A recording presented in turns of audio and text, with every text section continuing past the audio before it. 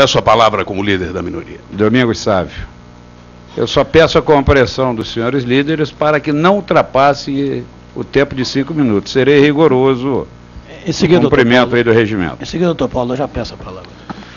Senhor presidente, colegas parlamentares, senhor ministro, é inevitável que de início eu coloque de maneira bem clara para o líder que me antecedeu, que se ele imagina que a oposição nessa casa vai se calar diante os desmandos, os absurdos que vêm sendo perpetrados por este governo, pelo simples fato de que em todas as sessões após a eleição, quando levantamos alguns problemas, esses já diagnosticados antes, como, por exemplo, o escândalo terrível da verdadeira quadrilha que se instalou na Petrobras e outras situações, vem o governo dizer que nós estamos fazendo um terceiro turno.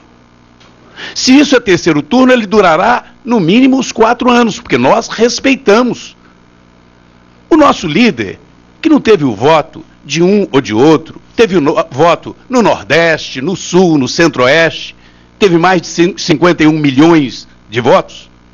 De pronto, minutos após o resultado parcial, se manifestou de maneira serena e democrática com relação aos resultados das eleições.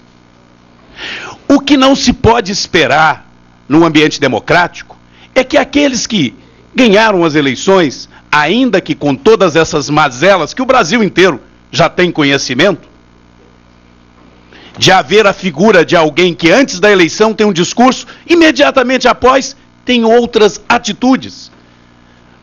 Mas indiferente a isso, o que não se pode esperar é que quem ganhou a eleição tenha a presunção de achar que o Brasil inteiro se curve, se cale, se omita diante de situações tão graves. Me surpreende, senhor ministro, que o senhor diga simplesmente desconheço e não tenha se interessado em tomar conhecimento, já que, obviamente, o movimento dos sem terras estão permanentemente em contato com o Ministério, o que é absolutamente natural, e eu não tenho restrição à organização de nenhum movimento dentro do ambiente democrático, pelo qual nós lutamos, e que de maneira covarde, criminosa, alguns agora já começam a impetrar ambiente de golpe no Brasil. E quem impetra ambiente de golpe não somos nós da oposição, são aqueles que querem trazer práticas de um governo socialista, autoritário,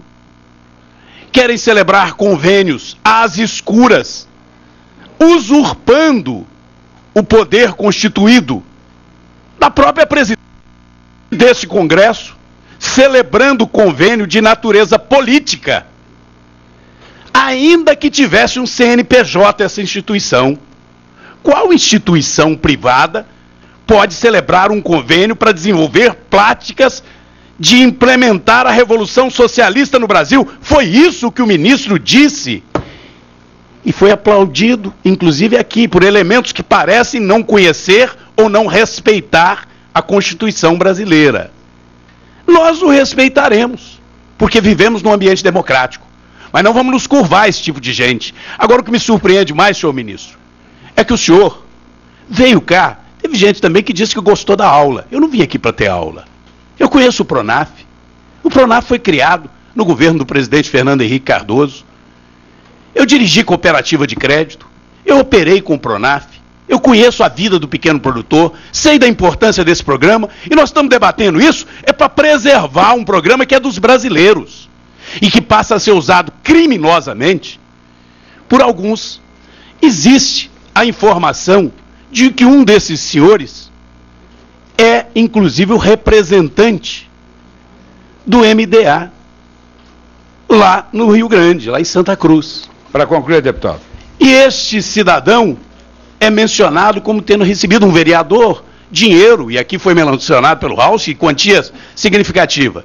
O senhor deu a tal aula, e depois o senhor disse que está em análise algumas coisas. Mas eu quero saber, disse que está em sigilo, eu quero saber qual a atitude do Ministério para conhecer a fundo a ação dessa tal entidade, do envolvimento de políticos, daqueles que usaram da boa-fé é menos de 2% que tem de inadimplência, porque o pequeno produtor, o médio produtor, o produtor e o trabalhador rural brasileiro é sério, é honesto, é decente. O que não é sério, é honesto, é decente, é quem usa um programa desse, que é dos brasileiros, não é de um partido político ou de um governo, para roubar. E quando a gente vem denunciar isso aqui, alguém vem falar que é terceiro turno. Pois então o terceiro turno vai acabar. Porque daqui para diante, toda a roubalheira que esse governo tenta encobrir ou colocar debaixo do tapete e dizer, não sei. Nós vamos levantar a nossa voz para denunciar para o Brasil e para o mundo que aqui tem um governo que se esconde atrás do MST, para o MST ir assinar convênio com o governo da Venezuela, porque o governo se esconde para tentar implantar práticas de revolução socialista num país democrático com uma Constituição clara para todos os brasileiros. Tempo esperado, deputado. Portanto, nós não aceitamos isso.